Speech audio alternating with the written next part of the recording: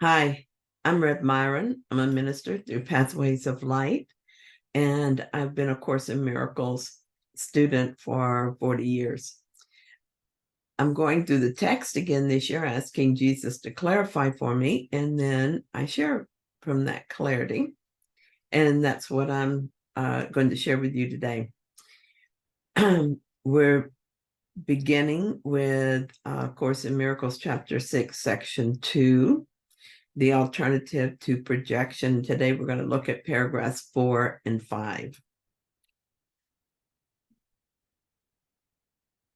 Paragraph 4 says, we have learned, however, that there is an alternative to projection. Every ability of the ego has a better use because its abilities are directed by the mind, which has a better voice.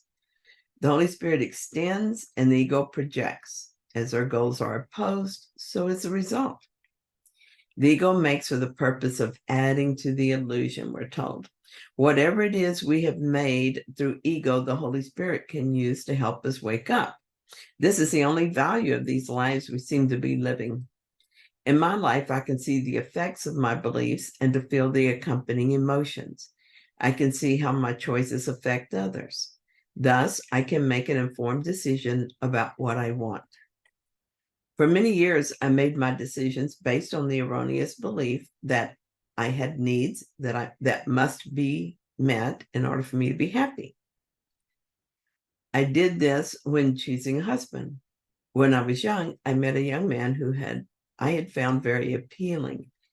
I wasn't particularly introspective, and so I didn't think about why I was drawn to him.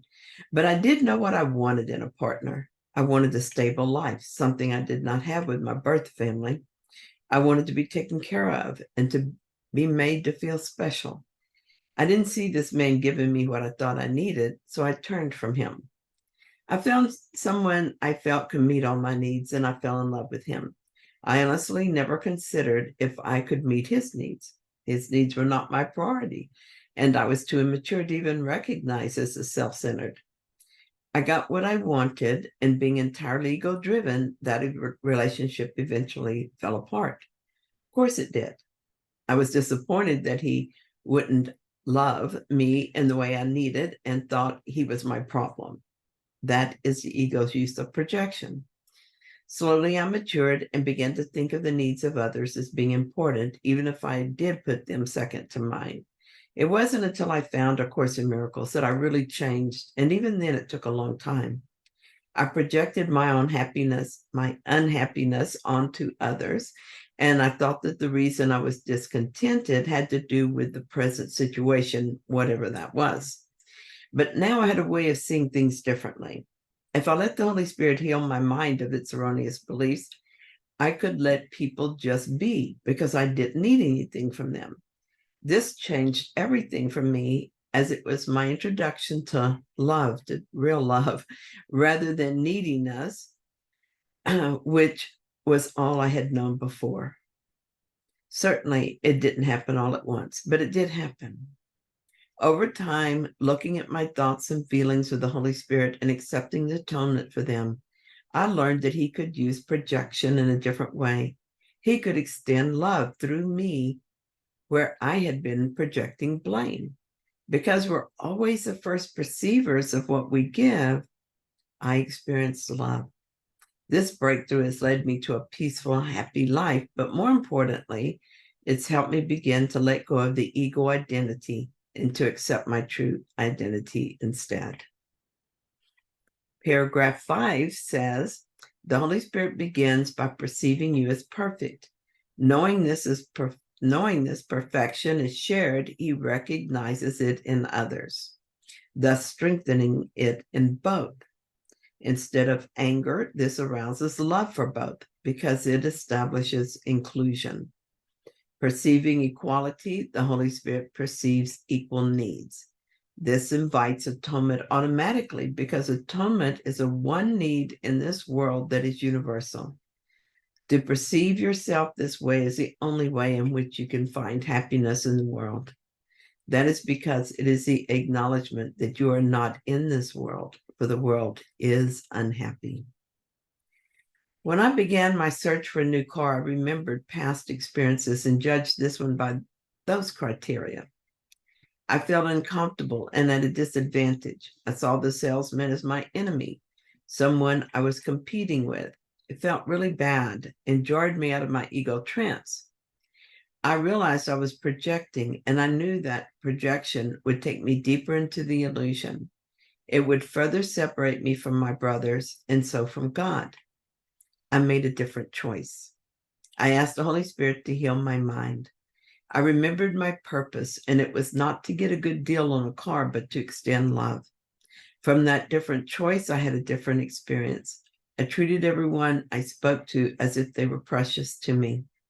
I had moments when the ego tried to entice me back into the game, but I would then remember my purpose. It was a good experience, and I now own a very nice car. When I asked the Holy Spirit for help, he did not start by telling me what was wrong with me so that I could fix it. He looked at me and saw perfection, and that awakened a memory in me. I was not consciously aware of this process, but that is what was happening. It is a reason I could turn on a dime and suddenly see myself in an expanded way. I was no longer a woman at a car lot afraid of being duped as she tried to navigate a situation without the knowledge to do so. From a healed mind, I became a teacher of God buying a car. My purpose was to allow healing in my mind and so move closer to awakening. And in the process, help my brothers to awaken as well. I started out with this contracted little person, defensive and ready to attack at the slightest provocation, became an extender of love, treating everyone as I would want to be treated. The Holy Spirit looked out from my perfection to their perfection, and I joined in his vision. There was no cost, only gain, because God does not want our sacrifice. He does not will that any of his children suffer. I got a nice car. The salesman made his commission, and the dealership made their profit. And we all felt the love of God move through that transaction. Holy Spirit, thank you for your vision and for healing my mind. Please guide me through this day as well and help me remember my purpose in everything I do.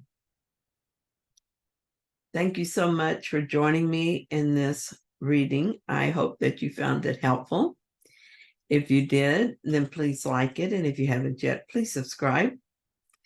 And I'll be back tomorrow with another reading. See you then.